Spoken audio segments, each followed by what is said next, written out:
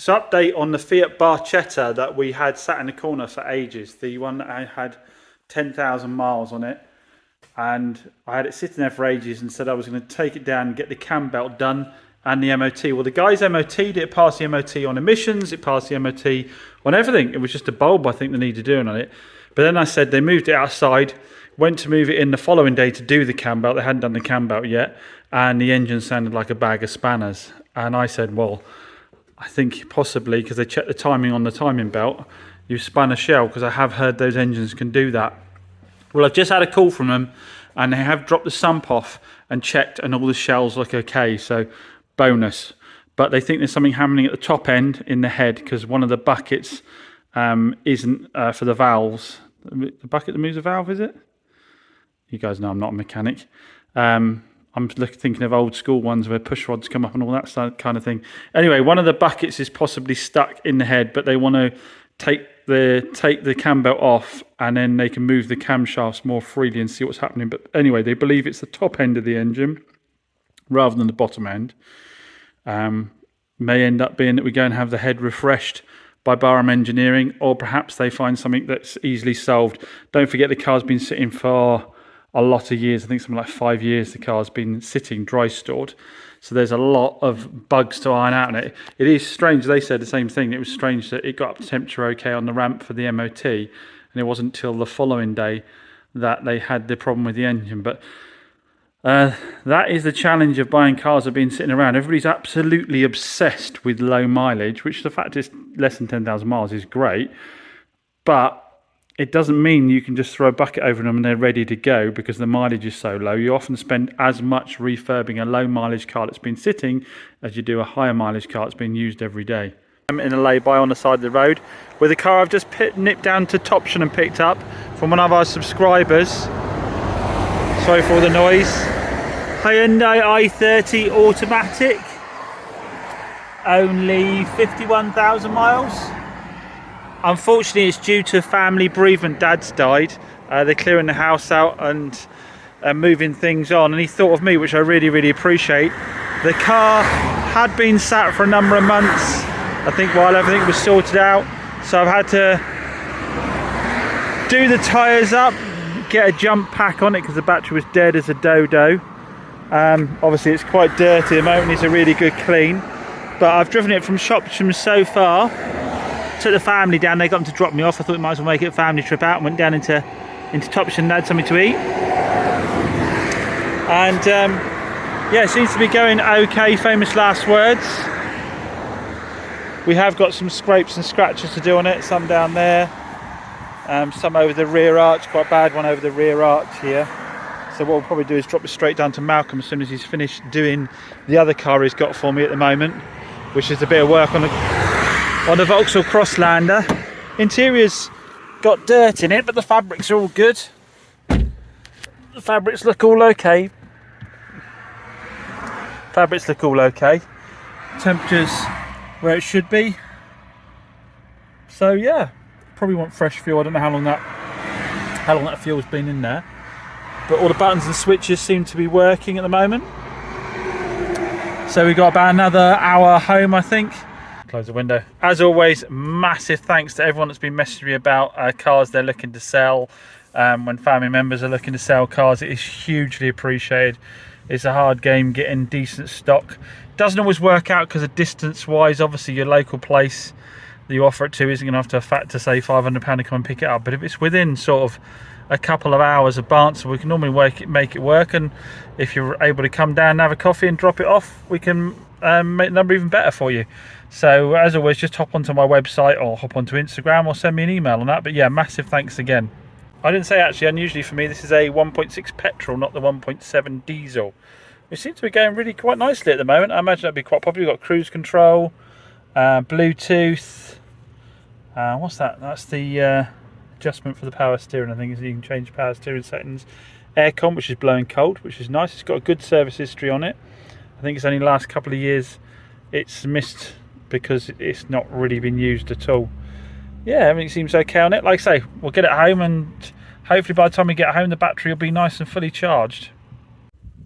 Well, the i30 being a Hyundai has got me back as you'd expect, although it won't restart again off the battery. So I think that I've been driving the sort of hour and a half, hour and 20 back on alternator power only, I think, because the battery must be absolutely toast because it's not taking any charge at all on that journey. So we'll probably just end up swapping it out for a new one.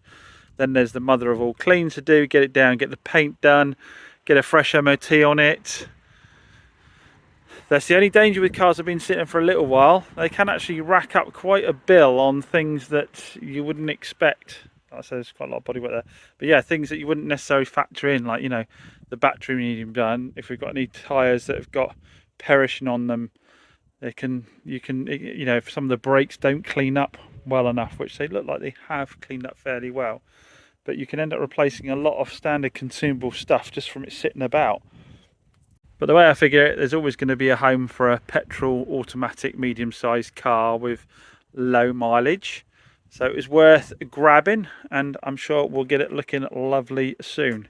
I say those two corners, we'll get that down to Malcolm to do. I think it's a bit much for me here at the moment, plus I haven't got the time. I'll end up sitting here for ages. Of course, massive shout out to the JS3000 topped on jump pack, which saved my hide, where I got this car started with a completely dead battery. I let the car run for a bit and then had to restart again. It started it again. I then went down for lunch with the family, came back up to the car to pick it up. It was dead again, obviously, because the battery's not taking a charge. I had to jump it again, and I stopped off on the way home. See the more boys, had to jump it again at that point. So it's done 4 or 5 jumps, and if we look at the power, it's still showing 100%, and it jumped it every single time. These are absolute lifesavers. Anybody watching my videos knows I've come to rely on these greatly. I've had a number of jump packs in the past, and they've all said good things about themselves, and then when it actually comes to starting totally dead cars, they won't do it. The car needs to have some charge in it. So the JS3000, I find, will start the completely dead cars pretty much every single time. So I'll put a link in the video description down below that. Well worth the buy. There are smaller versions of it if you're not doing as many cars as I am. But if you do have the funds to go for the 3000, that is the daddy one. If I've got any offers as well, I'll get them on the screen for you. I'll speak to Katrina at Top Don and see if there's any offers we can put together for you as well. But yeah, highly recommended. Something I didn't show you came with Hyundai, and I've never seen this before in any Hyundai I've had, is an official Hyundai car cleaning kit. I've never seen one of these. All the Hyundais I've bought, I've never seen one of these. I can't remember if it's a one-owner car. Sorry, let's get it open for you. Ever the professional cameraman. Yeah, proper full-blown Hyundai cleaning kit. Never seen one of these. What's that? Oh, he's got ceramic shampoo. He's put the instructions on there for that. I think you'd love his car. Like I say, I'll double check and I'll put on screen if it was one owner from new. I can't remember if it is or not. Well, I left the Top Don TB6000 on the reconditioning setting overnight. I've come in this morning and changed it over to the charging setting, and the battery is now taking charge. We've got lights on the dash, so it does seem that it has managed to recondition the battery, and now we're going to get it fully up to charge, and we'll see how we do it. But that saved me, what's the battery, 70, 80 quid now, if that works, which I think it has. Looking at the figures on this so far, again, fantastic bit of kit from Top Don. Saved me a load of cash. Result, would have normally just nipped out and got a battery straight away, but I just left that overnight. Say on the reconditioning setting, you can adapt this for whatever type of battery you've got. I've just got 12 volt now. You've got you've got lithium settings as well. I think you've got a 6 volt setting on it as well, if I'm right. Let's have a quick cycle a second. Yeah, 12 volt small, 12 volt lithium, 6 volt normal. It'll do all kinds of batteries. That's the repair setting. I've just got it on normal now while it's doing its thing at the moment. So just leave it going and get the battery up to 100%.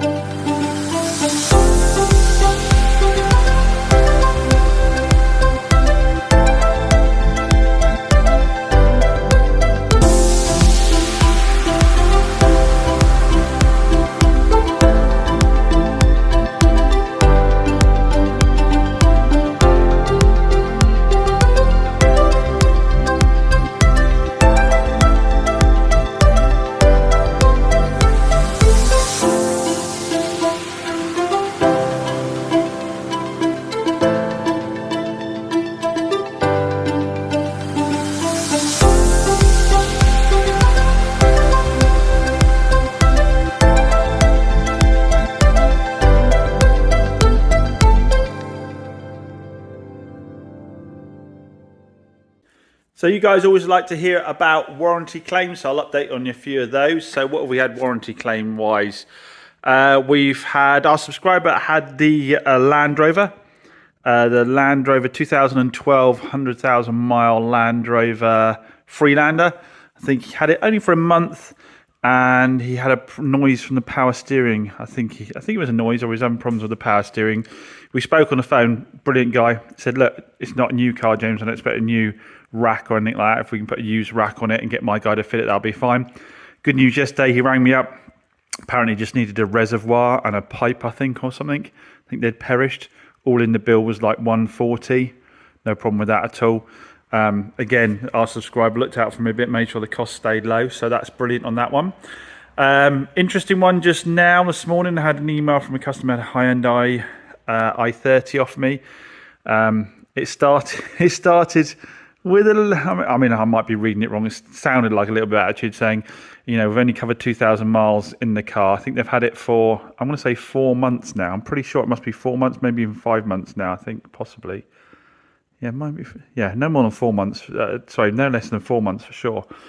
Anyway, they messaged and said that they put it in for a service recently, which I'm surprised at. I need to go back and check my paperwork, because normally if a car's due a service within 6 months, I do it anyway.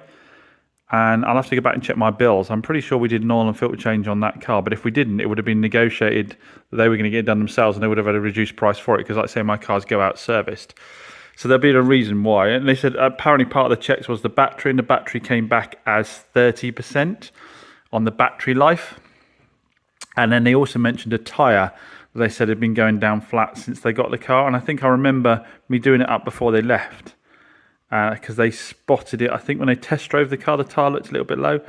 I did it back up when they left. They said, what was the score with that tyre? So, well, I'll put air in it. If it continues to be a problem, let me know. They're saying that one's still going down. So I put them in, they're in Moors actually right now having their tyre fitted. As I said, you know, if it continues to be a problem, I'll do it. So I'm on my word on it. Regards, and they put a warranty claim into warranty-wise for the electric window switch. Apparently, warranty-wise wouldn't pay for the diagnostics, but I think they paid for the switch. I'm not sure. I did ask them. They haven't come back to me on it. Anyway, RE, the battery. At the end of the day, the battery started the car every time, no problem at all. They didn't have the battery checked because it wasn't starting the car. It's getting them around, no problem at all, because they covered a couple of thousand miles. The fact is, the car was more than 10 years old. The battery in it, we don't know the age of the battery. It's not a brand new battery. It's not a brand new car.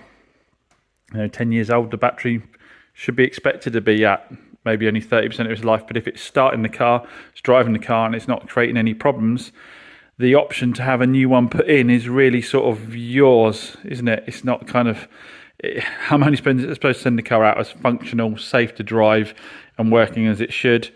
If you decide to put a battery in it, kind of up to you, isn't it? You know, if they advise you it's low and you want to put a new one in, you want to put a new one in. So I don't really see myself as liable for that at all, and I don't think they were actually asking me for that. I don't think they were anyway, but it just, you know, you can read emails one way or another, can't you? There's sort of there can be a tone behind it if you want it to be a tone behind it, or not if you read it another way, I guess. But in order to catch up, I obviously need to try and do as many sales as I can, try and double bubble what I'd normally do in a month.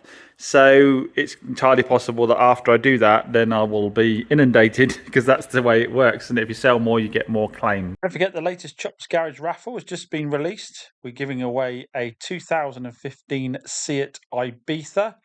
Tickets are just £2 a go. And a charity that will be benefiting this time round will be Torrington Food Bank. I'll give more details of that in the next video. Thanks for all your support. Thanks for entering if you have already. Hopefully we can raise Torrington Food Bank a nice amount of cash.